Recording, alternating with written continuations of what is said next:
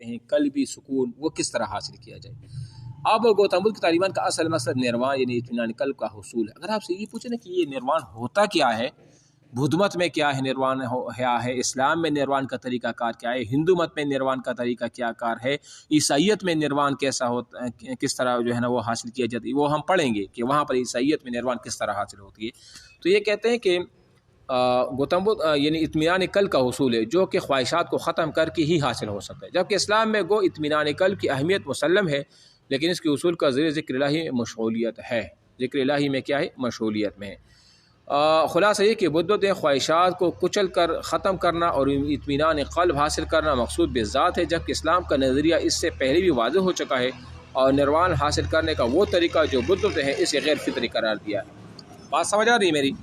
یعنی وہاں پر جو ایک خاص طریقہ کار ہے نا کہ آپ خانقاہوں میں رہو گے اور آپ بیکاری بن کر جو ہے نا بیک مانگ کر لوگوں سے وہ کرو گے، آپ شادی نہ کرو گے، آپ صرف خانقاہوں میں رہو گے، رہبانیت اختیار کرو گے۔ اسلام میں اس چیز کی ممانعت ہے، اسلام میں اس چیز کی کیا ہے، ممانعت ہے۔ اسلام میں کیا ہے، اطمینان کیسے؟ الا بذکر اللہ تطمئن القلوب، اللہ کے ذکر سے کیا ہوتا ہے، ذکر قلوب کو یعنی دلوں کو سکون ملتا ہے، ٹھیک ہے۔ اچھا، رہبانیت عیسائیت میں بھی پایا جاتا ہے، رہبانیت اور بدھ مت میں بھی ہے، اسلام میں رہبانیت نہیں ہے۔ ایک امپورٹنٹ بات میں آپ کو یہاں بتا دوں، ایک ہوتا ہے رہبانیت اور ایک ہوتا ہے زہد۔ بات سمجھ آ رہی ہے میری؟ ایک کیا ہے، ایک ہے رہبانیت اور دوسرا کیا ہے، زہد ہے۔ دیکھو، رہبانیت اس چیز کا نام ہے کہ دنیا سے بالکل اپنے تعلقات کو ختم کیا جائے، اپنے تعلقات کو بالکل ختم کیا جائے، ایک کونے میں بیٹھ جائے، وہاں مثال کہ اللہ اللہ کرے یا اللہ تعالیٰ کی کائنات میں ان کی مخلوقات میں غور و فکر کیا جائے، اور کسی سے لوگوں سے کنارہ کشی اختیار کی جائے، نہ شادی کیا جائے، نہ لوگوں سے لین دین، نہ غمی خوشی میں شریک، کچھ بھی نہیں۔ اسلام نے اس چیز کی ممانعت ہے، سمجھ آ رہی ہے؟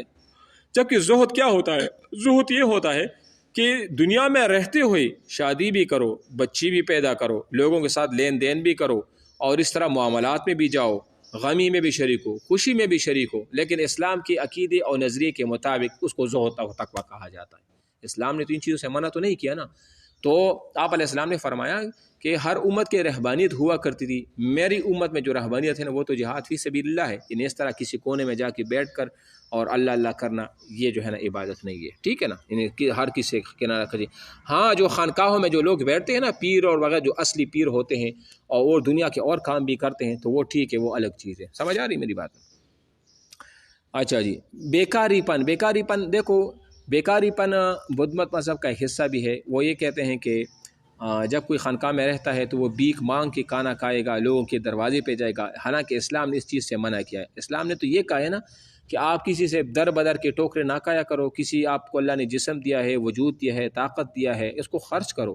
اور آپ علیہ السلام حدیث میں آتے ہیں القاسب حبیب اللہ، کے کسب کرنے والا، کمائی کرنے والا، وہ تو کیا ہے، وہ اللہ کا دوست ہے، اللہ نے اس کو اپنا دوست کہا ہے۔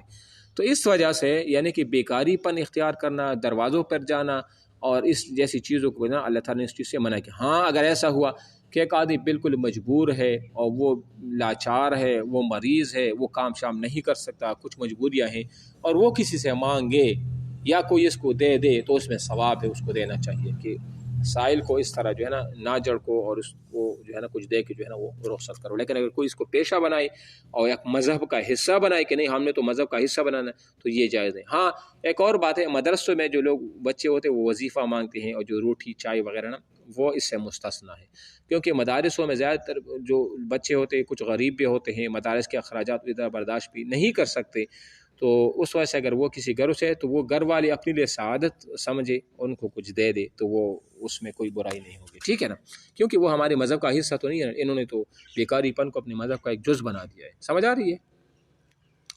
اچھا جی، متعدی امراض، بدھ مت میں درویش بننے کے لیے شرط ہے کہ وہ شخص کسی متعدی مرض میں مبتلا نہ ہو، جبکہ اسلامی بیماری تندرستی کی کوئی تفریق نہیں۔ اسلام نے اس نظریے چوت چات کر کوئی اہمیت نہیں۔ بدھ مت میں تو یہ ہے کہ ہم نے پڑھا بھی تھا نا کہ ایک شرط یہ تھا کہ کوئی بندہ خانقاہ میں یا درویش تب بن سکتا ہے جبکہ وہ کسی متعدی بیماری میں مبتلا نہ ہو۔ سمجھ آ رہی ہے؟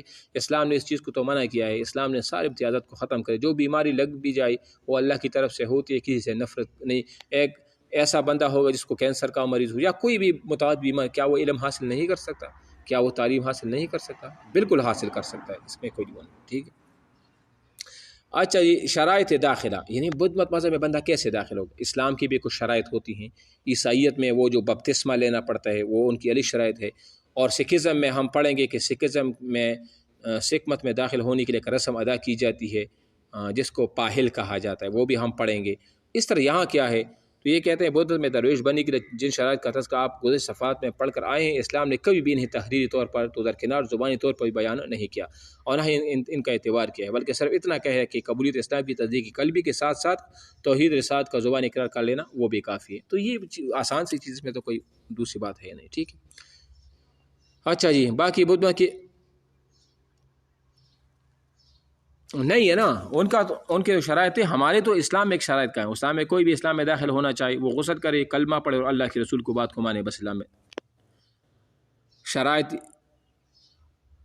ہاں وہ ماں باپ سے اجازت لے، ہاں یہ ہاں یہ زر کپڑے پہنو، یہ کرے وہ کرے، ہمارے اس سے کوئی۔ اب آپ جب ان کے ساتھ جب آپ سے کوئی پوچھے نا، مثال اگر سوال بھی نہ، بس آپ اسلام کی طرف بھی تھوڑا سا نظر کرو اور پھر اس طرف نظر کرو، جب آپ کو کہ اسلام میں تو یہ چیز نہیں ہے تو آپ کو تقابلی جائزہ جو ہے نا وہ آسانی سے سمجھ میں آ جائے گا، ٹھیک ہے۔ اچھا یہ لوگ کہاں رہتے ہیں؟ تو بس یہ تو آسان ہے، یہ لوگ آج کل زیادہ تر جو ہے نا چائنا میں بھی ہے، سری لنکا میں بھی ہے، نیپال میں وغیرہ ادھر جو ہے نا یہ